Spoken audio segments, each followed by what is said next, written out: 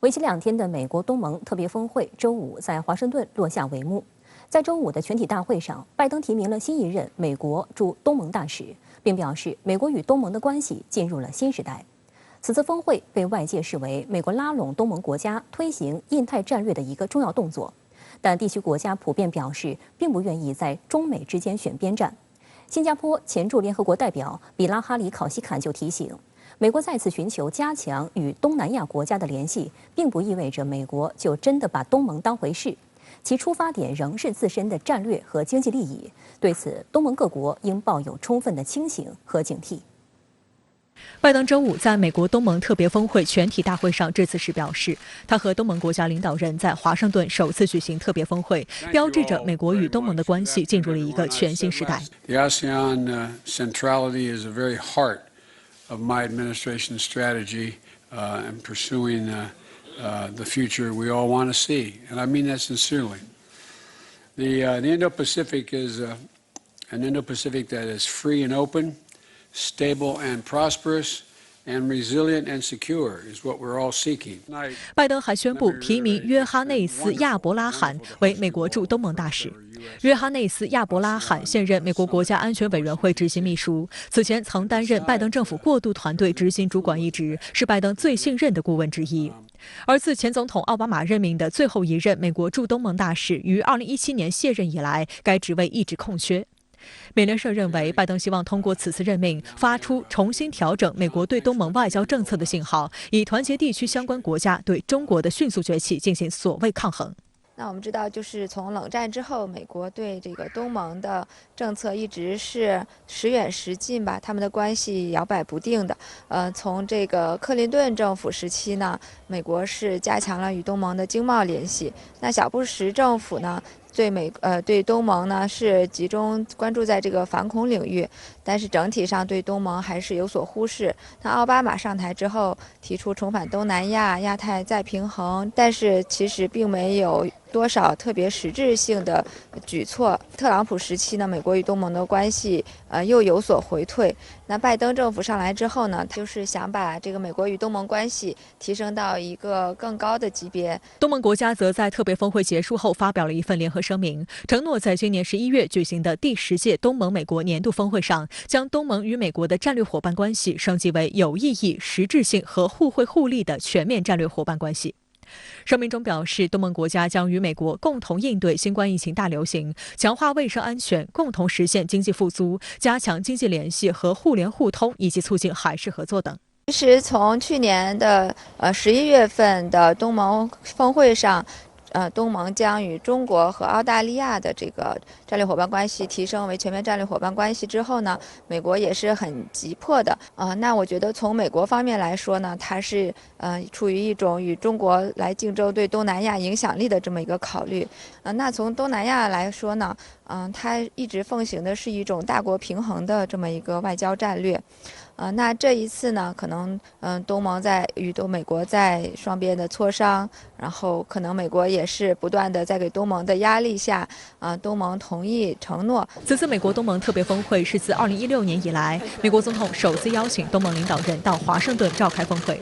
新加坡前驻联合国代表比拉哈里考西坎峰会前夕，在美国外交事务杂志撰文指出，在特朗普时期，东南亚国家一直并非美国战略关注的重点。这点从美国驻东盟大使长期缺位，以及美国东盟特别峰会时隔6年才再次线下举行便可看出。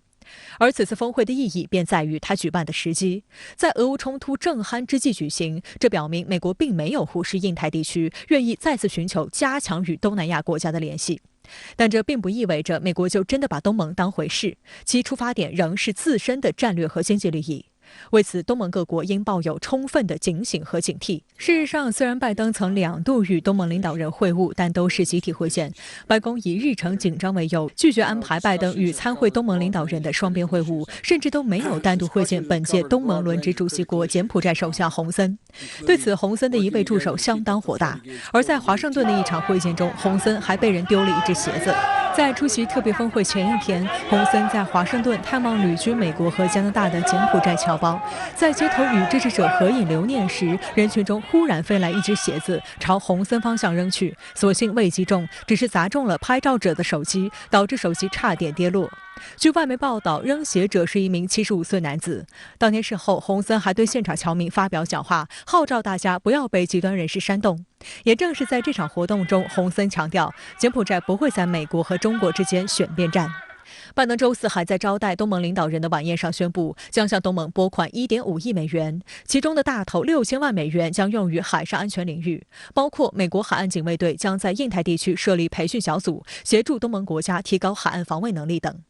有分析认为，东盟诸国中只有菲律宾、越南对海上执法合作有一定需求，而对于包括新加坡、泰国、印尼、马来西亚等大多数域内国家来说，在这方面都没有太多需求，在采购上也不依赖美国。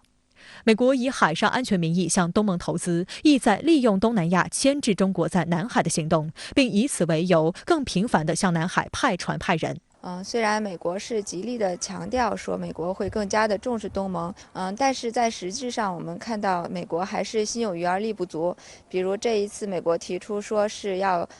向东盟再拨款1.5亿美元，但是确实这个1.5亿美元对于10个东盟国家来说，显得太微不足道了。而且同期呢，美国参议院是已经拨款400亿美元要援助乌克兰，所以可以看出美国它目前还是说在表态上对东盟是一种体现要重视，但是在实际举措上仍然还是有一种口惠而实不至的感觉。据《纽约时报》报道，周五的峰会全体大会召开前，东盟国家领导人还与美国副总统哈里斯和国务卿布林肯举行了会晤。哈里斯在工作午餐上重点讨论了与东盟在海事安全领域的合作，强调维护所谓航行自由的重要性，并称美国永远不会在东南亚缺席。实际上，哈里斯在去年8月高调出访新加坡和越南时，就曾为印太战略大肆鼓吹，企图将东南亚国家绑上大国竞争的战车。去年12月，美国国务卿布林肯出访东南亚时也强调，寻求与该地区加强经济与安全合作，并介绍了拜登政府的印太经济框架愿景。此次特别峰会期间，东盟国家领导人周四下午与美国商务部长雷蒙多、美国贸易代表戴奇及商界人士进行了会面。新加坡总理李显龙在发言时呼吁，美国需逐一邀请东盟成员国加入印太经济框架，但他也提醒，这个框架必须具包容性，并能为成员带来实质利益，才能吸引更多国家参与。美国退出跨太平洋伙伴关系协定后，在印太地区的经济影响力也相对下滑，因此印太经济框架被认为是美国收复失地的一大举措。美国近期已先后与菲律宾、新加坡和马来西亚签署协议，分别在数码科技、先进制造业和供应链等方面合作。雷蒙多则在当天的商会活动上宣布，今年内将陆续率领多个商业代表团到东南亚参访。此前有报道称，美国筹备已久的印太经济框架计划或将在拜登下周访问日韩时启动，但知情人士透露，该框架目前实际徒有虚名，具体内容仍有待填补。最关键的是，其中并未提供亚洲国家最关心的扩大市场准入。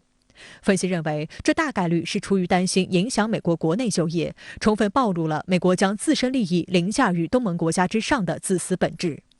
为配合推进印太战略，美国总统拜登去年10月视频出席东亚峰会期间，首次提出印太经济框架的概念，并表示将借助亚太经合组织、东盟、四方对话机制等多边平台加以推进。但有观察指，由于印太经济框架更多专注于劳工标准等规则制定，而非开放市场，且相关标准对于发展中经济体而言门槛过高，恐怕无法满足地区国家对提振经济刺激的需求，因此很难获得东盟各国的青睐。如何让印太经济框架取信于地区国家，是美国面临的难题。彭博社近日刊文指出，亚洲国家担心，如果美国无法提供与政治和安全同样强度的经济合作，不愿或无法向其提供更多进入美国市场的机会，所谓的印太经济框架也不过是转移注意力的幌子。目前来看呢，亚太的经济发展是世界上一个领头羊，而且亚太区域经济一体化的进展也非常的迅速。那亚太国家都是希望通过这个扩大一个统一的市场，来扩大这个共同发展合作的一个机遇。那如果美国只是通过建立一些小圈子，以打造小院高墙的形式来塑造自己的规则，然后来让亚太国家去遵从它的规则，而不是说与亚太国家来谋求共同发展。那这个印太战略的经济框架也是难以弥补它的经济上的短板的。相关话题来连线特约评论员张思南。张先生您好。美国宣布向东盟投资1.5亿美元，其中最大的一笔资金6000万美元将用于投入与海事相关的项目。那么您对此是如何看？是否有指向中国的意图呢？主持人好，没错，而且我认为美国也根本没有避讳过这一点。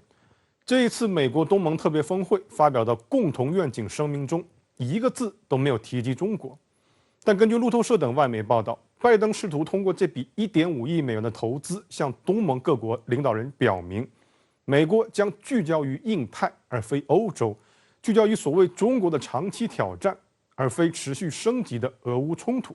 老话说得好，新闻要放在一起看才有意思。4月28日，拜登要求美国国会批准一项330亿美元的追加拨款法案，用于支持乌克兰对抗俄罗斯。5月9日，国会众议院将拜登提出的330亿美元加码至398亿美元。虽然该法案目前在国会参议院暂时受阻，但我们已经能看到，一边是给乌克兰一个国家398亿美元，这还不算此前累计援助的38亿美元；另一边则是给东盟10个国家1.5亿美元。与此同时，拜登还义正言辞道，印太才是美国的焦点。这种违和感不在于拜登说的是错的。2011年11月，奥巴马政府推出亚太再平衡战略，在接下来的11年里，美国不断向亚太以及印太区域进行战略倾斜。美国海军作战部长迈克尔·吉尔迪在去年10月就宣称，太平洋云集了美国海军60%的作战力量。因此，不是美国不重视印太，只是美国不重视东盟罢了。那这次拜登政府会有所不同吗？英国金融时报写道，拜登承诺的1.5亿美元，目的在于对冲中国的影响力增长。对于美国而言，中国的影响力增长折射出华盛顿的决策者长期以来对于东盟的重视不足。而1.5亿美元的投入，与其说是在改变这一点，某种意义上不如说是这种重视不足的延续。美国不是因为多么看得上东盟才发起此次特别峰会，而是因为忌惮于中国基于经贸对东南亚所产生的影响力，才要急切地讨好东盟，既不肯付出真金白银，又偏偏要对东盟做出一副只有我才关心你的姿态。那东盟是如何看待美国的拉拢的呢？这是个好问题。一方面，拒绝在中美之间选边站是东盟国家的整体共识。例如，当前东盟主席国柬埔寨首相洪森在会见拜登前，与美国首都华盛顿公开指出，柬埔寨不会在美国和中国之间选边站。柬埔寨的政策是坚持和平，并遵循东盟的中立立场。这种中立立场首先建立在经贸的务实考量之上。中国商务部数据显示，2021年，中国连续第13年成为东盟第一大贸易伙伴。双边贸易达到8782亿美元，占东盟 GDP 的26.14%，而美国则是东盟的第2大贸易伙伴，双边贸易总额3622亿美元，占东盟 GDP 的10.78%。与中美两国的贸易包圆了东盟整体 GDP 的近40%，东盟不可能愿意，也根本承受不起在中美之间进行选边站，进而陷入潜在的经贸对抗。其次，这种中立立场建立在地缘的安全考量之上。中国从未要求东南亚国家选边站，选边站这个概念来自于美国要求东盟承认美国的区域领导地位，并协助其亚太战略或是印太战略对任何潜在的挑战者进行遏制，为美国火中取栗，东南亚国家自然不乐意。随着中美之间对于东盟的影响力此消彼长，美国也改口宣扬所谓不追求东盟国家选边站。但美方的含义实际上是不允许东盟国家站中国，继续着眼于制造区域矛盾和对抗，而非推进持久繁荣与稳定。东南亚国家也不傻。另一方面，美国对于东盟并非没有杠杆，那就是东南亚国家间的安全制衡。我们通常会将中国、东盟、美国之间的问题视为一个三方问题，却忽视了东盟实际上是一个松散的联合体，且东盟成员国之间存在广泛的领土领海争端或是安全困境，至今仍未得到有效解决。比如说，印尼和马来西亚之间、马来西亚和新加坡之间、越南和菲律宾之间、菲律宾和文莱之间等等。一个有趣的例子是，大致处于东盟几何中心位置的新加坡，至今仍在奉行强进攻性的军事威慑战略。新加坡究竟是在威慑谁呢？事实上，从东盟诞生的第一天起，美国的军事存在就扮演了某种稳定器的作用，避免东南亚各国诉诸于武力来解决矛盾。这也是美国长期介入东盟事务的主要抓手。从这个角度而言，如果要在根本上解决所谓选边站的问题，不在于中国或者美国做什么，而在于东盟自身要负起责任，寻找到独立解决国家间矛盾的路径，建立真正意义上的共同防御机制，而非依赖于域外国家所提供的安全保障。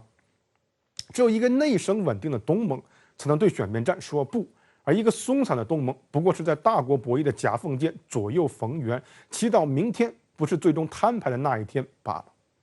好的，谢谢张先生在线与我们分享您的观点。谢谢。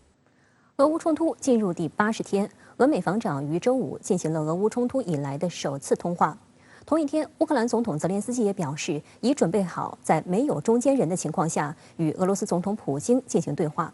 俄方回应称，不会拒绝双方领导人会晤，但会晤不可能在毫无准备的情况下举行。俄罗斯国防部在一份声明中说，俄国防部长绍伊古周五应约与美国国防部长奥斯汀举行电话交谈，双方讨论了包括乌克兰局势在内的国际安全热点问题。美国国防部发言人科比当天也发布简短声明说，奥斯汀在通话中敦促立即在乌克兰实现停火，并强调美俄两军保持沟通渠道畅通的重要性。声明说，奥斯汀和绍伊古上一次通话发生在2月18号，而美国有线电视新闻网援引美国防官员的话报道，美军参谋长联席会议主席米利将继续寻求与俄军总参谋长格拉西莫夫通电话，目前尚未有具体日程。此前，在俄乌冲突的背景之下，美俄双方建立了军事热线，以避免误判军事意外和升级。首先，美俄对话实际上具有全球性的战略性的意义，必须承认，美俄是两个和大国，他们拥有的核武器足以摧毁全世界、摧毁地球。因此，保持这种战略稳定的对话，对于俄美避免战略误判、避免出现所谓擦枪走火的事件是十分重要的。尽管西方、美国对俄罗斯、美国和俄罗斯之间存在着这样一种围绕乌克兰的这样一种地缘政治博弈，但是双方的总体的安全利益仍然大于在乌克兰的这种博弈。但就在俄美防长此次通话的同一天，美防长奥斯汀下令在未来几个月内向欧洲部署10500名人员，以替代今年早些时候在该区域的陆军部队。美国防部发言人科比表示，这不是永久性的举动，这些措施旨在应对当前的安全环境。科比强调，这些部队不会前往乌克兰，不会导致美军在该地区总体兵力的变化。据国会山报报道，近期通过在欧洲进行的部署及重新部署，美军在这一地区的人员总数达到10万人。值得注意的是，在周五的简报会上，科比还表示，国会需在5月19号之前通过为乌克兰准备的价值400亿美元的补充援助法案，否则将开始影响美国向乌克兰不间断提供军事援助的能力。科比称，如果到5月19号还未能获得额外的授权，美国将没有能力向乌克兰发送新的物资。美国众议院本周通过了价值400亿美元的补充援助法案，但因为共和党参议员兰德·保罗的阻止，法案尚未得到参议院的通过。If we don't get those authorities soon, I mean, it's possible that there could be a bubble, a period of time at which, there's just nothing moving. 乌克兰总统泽连斯基在周五接受采访时还表示，他已准备好在没有中间人的情况下与俄罗斯总统普京进行对话。泽连斯基强调，他与普京的对话不能是在所谓最后通牒的情况下进行。泽连斯基表示，俄罗斯应当尊重邻国的人民、他们的语言、他们的文化传统和主权领土完整。俄罗斯总统新闻秘书佩斯科夫当天表示，俄罗斯不会拒绝普京与泽连斯基的直接会晤，但是会晤不可能在毫无准备的情况下举行。俄乌冲突爆发以来，泽连斯基多次表示要与普京会面。实际上呢，双方的立场差距一直是较大的，所以我们也看到俄罗斯说没有准备不会面。乌克兰的这种表态，实际上代表了这个乌克兰社会在胜利与和谈、妥协与现实之间这样一种来回的这种犹豫啊。由于西方的这样一种援助，使得乌克兰现在暂时没有了亡国的这样一种压力。但是，取得和平、获得和平，必须是外交，而不是军事。乌克兰在军事上很难再打败一个全世界第2大核大国。当地时间周六，北约外长非正式会议将一连2天在德国柏林举行，瑞典外交大臣和芬兰外长也将受邀出席。周五，美国总统拜登和瑞典首相及芬兰总统举行电话会谈，表示支持两国加入北约。但对于芬兰和瑞典加入北约，不仅俄罗斯发出了严重警告，北约成员国土耳其也发出了反对的声音。土耳其总统埃尔多安表示，瑞典和芬兰是包括库尔德工人党在内的恐怖组织的温床，因此土耳其不可能支持两国加入北约。美国总统拜登周五与瑞典首相安德森及芬兰总统尼尼斯托举行约30分钟的电话会谈。白宫在一份声明中称，拜登强调了他对北约门户开放政策以及对芬兰和瑞典决定自身未来外交政策和安全安排的权利的支持。芬兰总统尼尼斯托和总理马林周四发表联合声明称，支持芬兰申请加入北约。瑞典执政党社民党也计划于周日就瑞典是否申请加入北约做出最终决定。有报道指出，瑞典和芬兰最快将在下周一同向北约递交申请。北约秘书长斯托尔滕贝格曾表示，芬兰和瑞典将受到热烈欢迎，并承诺他将顺利而迅速地加入北约。据央视新闻报道，北约外长非正式会议周六在德国召开前，德国联邦议院外事委员会主席罗斯接受媒体采访时建议，德国和其他北约伙伴国在瑞典和芬兰加入北约之前，应该向其提供安全保障。罗斯还希望这一提议可以获得更多北约成员国的支持，并尽快通过批准程序。此前，英国已经向瑞典和芬兰承诺将提供全面的安全保障。罗斯希望北约各外长都可以效仿英国。他进一步指出，如果芬兰政府愿意，北约伙伴也应该讨论派遣北约部队，以在未来加强北约东翼安全。在他看来，作为北约的最大成员国之一，德国在这方面负有责任。俄乌冲突改变了欧洲国家，特别是北欧国家，这些没有加入北约的成员国，他们认识到了现实的战争的威胁。因此呢，北约的这个邀请，以及芬兰、瑞典国内民意的这种变化，使得双方有可能在近期加入北约。但就在外界对瑞典和芬兰加入北约一片看好之时，土耳其总统埃尔多安周五却在伊斯坦布尔表示，我们没有积极看法。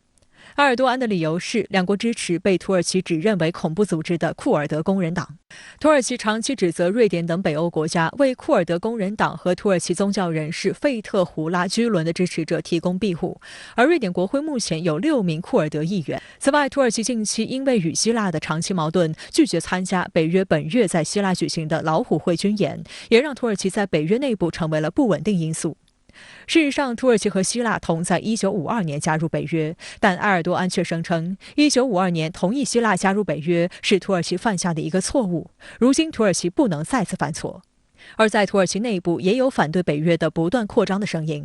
土耳其劳动党安卡拉省负责人在接受央视记者采访时表示，历史已经证明北约就是一个战争组织，北约的行径只能让乌克兰局势进一步恶化。NATO bizim açımızdan bir savaş örgütüdür. Bunu da bu arada ifade etmek isterim. Bir savunma örgütü olarak ifade edilmiş olmasına rağmen, kendileri tarafından böyle kurulduğu söylenmiş olmasına rağmen,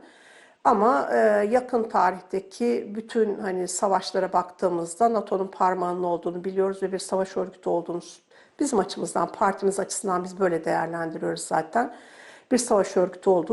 舒克兰多安还表示，虽然土耳其也是北约成员国，但是土耳其国内一直存在要求退出北约的声音。土耳其的美国和北约军事基地周围也时常会爆发反美反北约的抗议示威活动。Koşullarından birisi de Türkiye'deki yabancı üslerin tamamen sökülmesidir. Türkiye'de yabancı üs dediğimizde de Amerikan üsleri ve NATO üsleri gelir bizim aklımıza ve bunların tamamen hem NATO'nun hem askeri üslerin Türkiye'den sökülmesi gelir. Bizim sloganlarımızdan birisidir NATO Türkiye'den defol. 而就土方表态，美国白宫发言人普萨基周五表示，华盛顿正寻求土耳其对其立场做出澄清。普萨基还说，这两个国家加入北约的想法得到了北约成员国的广泛支持。而瑞典和芬兰两国外长周五还表示，他们希望周六在德国柏林出席北约外长非正式会议期间，与土耳其外长继续讨论。法新社报道，北约可能在6月底举行马德里峰会时，同意瑞典、芬兰加入北约的申请。依据规程，北约必须在30个成员国一致同意前提下才能吸纳新成员，而土耳其是目前唯一明确反对瑞典、芬兰申请加入北约的北约成员国。我们不能将那个埃尔多安的这种表态视为土耳其投反对票。即便他是一个有1票否决权，但是我们也应该承认，土耳其在整个西方北大西洋体系中，他呢有可以说反对意见，在真正投票的时候，他还是要听从华盛顿对他的指示，因为这是涉及到土耳其在北约成员国内部的这个一致性的原则，核心利益上仍然不允许土耳其说 no。有分析就认为，土耳其就瑞芬两国加入北约所持立场，可能给土耳其带来风险，令其在北约处境类似欧盟的匈牙利。土耳其应该私下向芬瑞两国表达有关对恐怖主义的关切。同时，土耳其英吉尔利克空军基地是美国50枚战术核武器的部署地。由于近年来华盛顿和安卡拉的紧张局势加剧，一些美国官员建议将其移除。而土耳其此时在北约内部唱反调，会否加速美国撤出相关战术核武器也备受外界关注。不过，在美国企业研究所研究员伊丽莎白·布劳看来，这正是埃尔多安的高明之处，这将成为土耳其向其他北约成员国要价的机会。《纽约时报》的分析就认为，土耳其可利用该问题争取自身在库尔德问题以及常年与希腊间在塞浦路斯问题上的筹码。同时，土耳其问题专家蒂姆·阿什认为，埃尔多安还试图以此寻求一些更好的军事装备供应。此前，土耳其选择购买俄罗斯的 S-400防空系统，而没有选择美国的爱国者防空系统，因而土耳其目前难以获得美国 F-35战斗机。此外，芬兰和瑞典加入北约也持续遭到俄罗斯方面的坚决反对。芬兰总统尼尼斯托周6与俄罗斯总统普京进行了通话，称芬兰将在未来几天内宣布决定申请加入北约。原因是俄罗斯对乌克兰的特别军事行动彻底改变了芬兰的安全环境。据了解，这次通话由芬兰发起。俄乌冲突使得瑞典和芬兰放弃中立，选择集团政治，这是现实的选择，在短期之内符合其安全利益。但从长期的角度讲，俄与欧盟与俄与欧洲国家如果不能化解安全上的这种安全上的这样一种这个互相不相信的这样一种互信危机，那么未来积累的矛盾还会再次爆发。因此呢，选择集团政治呢，只是短期的这个治标不治本，治本之路还是要化解集团政治所带来的以邻为壑和零和游戏的这种思维。周6，俄罗斯副外长格鲁什科表示，如果芬兰加入北约，俄罗斯不会做出情绪化的决定，而是将审慎地采取行动。他表示，现在谈论俄罗斯在波罗的海地区部署核武器为时尚早。俄罗斯对芬兰和瑞典没有敌意，但这2个国家加入北约只会导致欧洲北部地区军事化。相关话题来连线特约评论员刘和平。刘先生您好。土耳其总统埃尔多安表示，作为北约成员国的土耳其不可能支持北欧国家瑞典和芬兰加入北约的计划。那么对此您如何看呢？我认为埃尔多安的这个表态，无论对于瑞典和芬兰，还是整个北约来说，都无异于是一声晴天霹雳，把他们都给震懵了。因为所有当事方都已经认为，芬兰和瑞典加入北约，虽然程序上尚未走完，但事实上已经是板上钉钉了。这不仅仅是因为芬兰和瑞典国内支持入约的民意已经高达70%，更为关键的是，北约也已经是未审先批了。英国甚至主动站出来，跟这2个国家签订了共同防卫协议，来为这件事情保驾护航。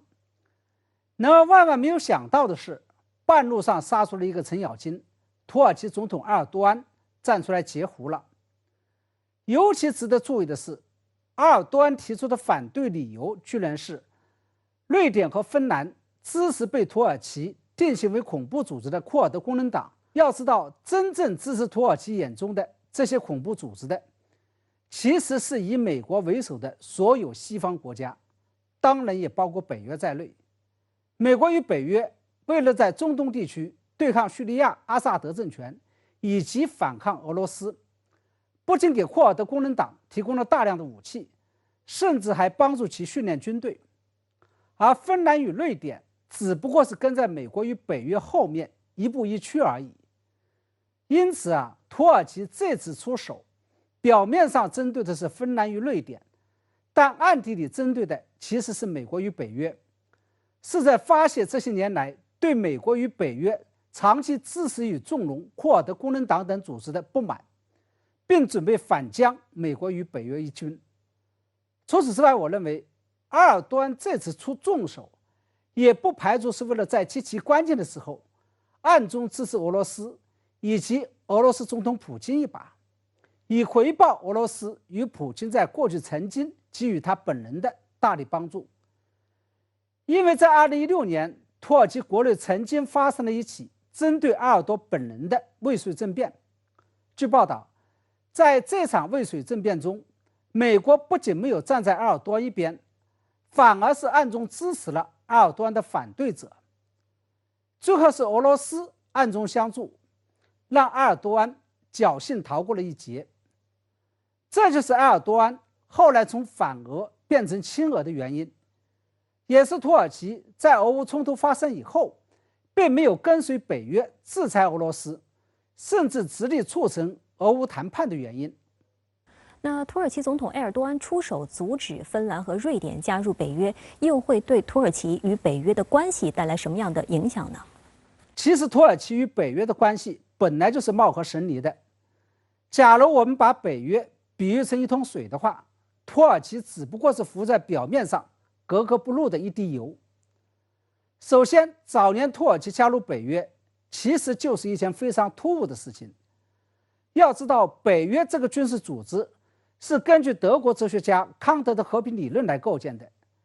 也就是由具有共同的信仰、价值观念、意识形态、政治制度的国家来结成一个具有防御性质的军事同盟，以确保同盟国自身以及世界的和平。然而，在所有的北约成员当中，只有土耳其既不是基督教国家，也跟西方国家没有共同的价值观念和意识形态。尤其让其他北约成员国不满的是，自从埃尔多安执政以来，本来一度被认为是世俗化典范的土耳其，还出现了重新伊斯兰化的倾向。当年在冷战期间，北约之所以接纳土耳其入盟，一是看中了它与俄罗斯本来就有不共戴天的世仇，历史上打过17次仗；二是土耳其有得天独厚的地理位置，扼守着欧洲的南大门，控制着黑海与地中海连接的唯一天然通道土耳其海峡。其次，北约成立的目的本来是为了对付冷战时期的苏联以及后来的俄罗斯的。然而这些年来，埃尔多安主政下的土耳其却跟俄罗斯眉来眼去，打得火热，甚至是所谓的引狼入室，把跟北约武器系统不兼容的俄罗斯 S-400防空导弹系统给引进来了。当然了，最为让北约担心的还是土耳其的野心。跟俄罗斯想复兴苏联时代的光荣与梦想一样，土耳其也想恢复奥斯曼帝国的荣光，为此不惜屡屡对外用兵，包括跟俄罗斯一样出兵叙利亚，甚至是趁俄乌冲突之乱，上个月还对伊拉克北部的库尔德武装采取了特别军事行动。这些攻击性的措施都让对外宣称自己只主张防卫而不会侵略他国的北约感到异常的尴尬。这也是土耳其虽然加入了北约，但欧盟自始至终不肯接纳它的原因。那么值得注意的是，在埃尔多安表态不可能支持芬兰与瑞典加入北约之后，拜登政府对此并没有和稀泥，而是语带强硬的要求土耳其必须要就此做出澄清。那么接下来就要看埃尔多安在这件事情上究竟是玩真的还是玩假的，以及看北约会不会敢不敢采取断然措施来清理帮派了。好的，谢谢刘先生在线与我们分享您的观点，谢谢。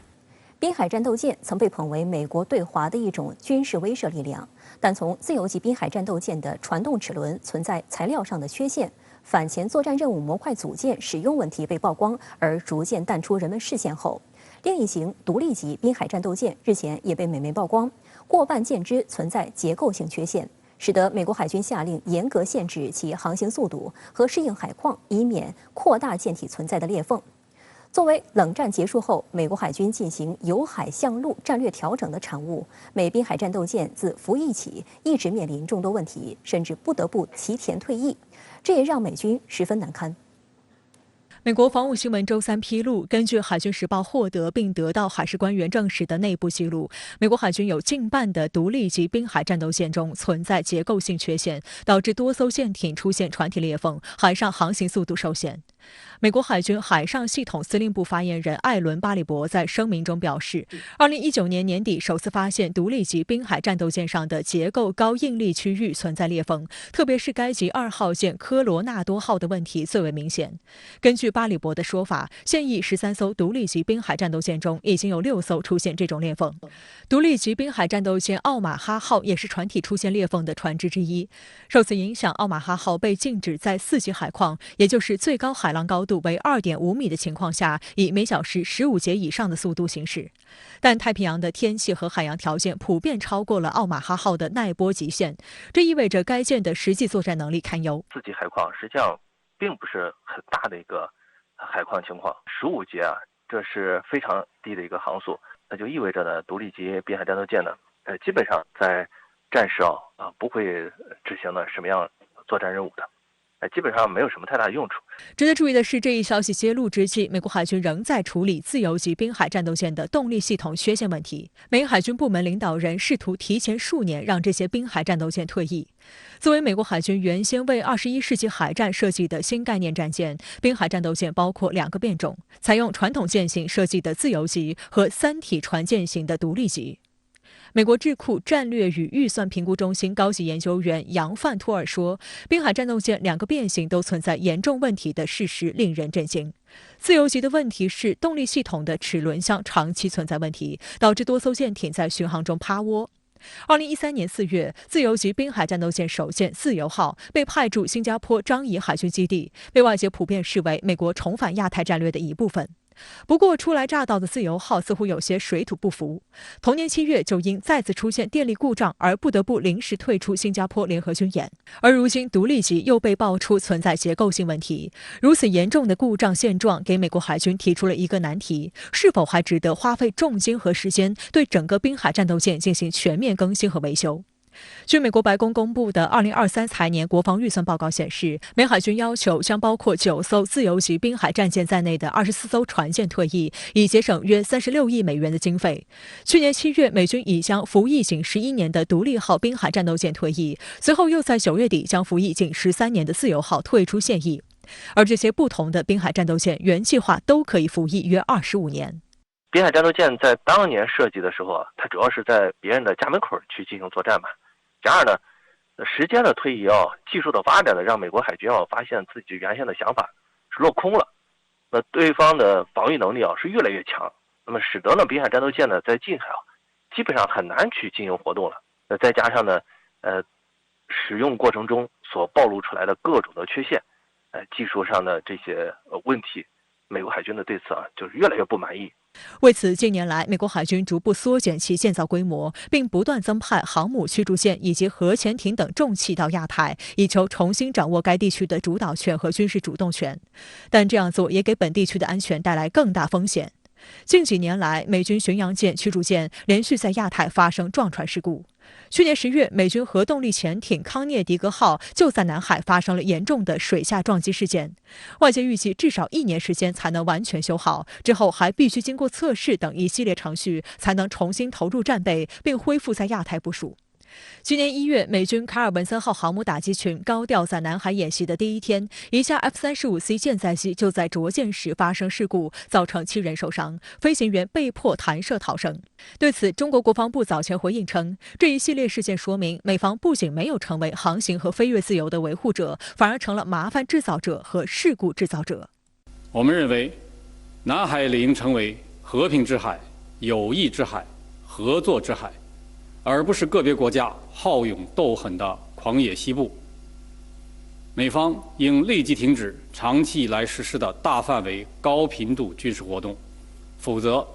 损害的不仅是地区国家维护南海和平稳定的努力，也终将危及自身诚信和人员安全。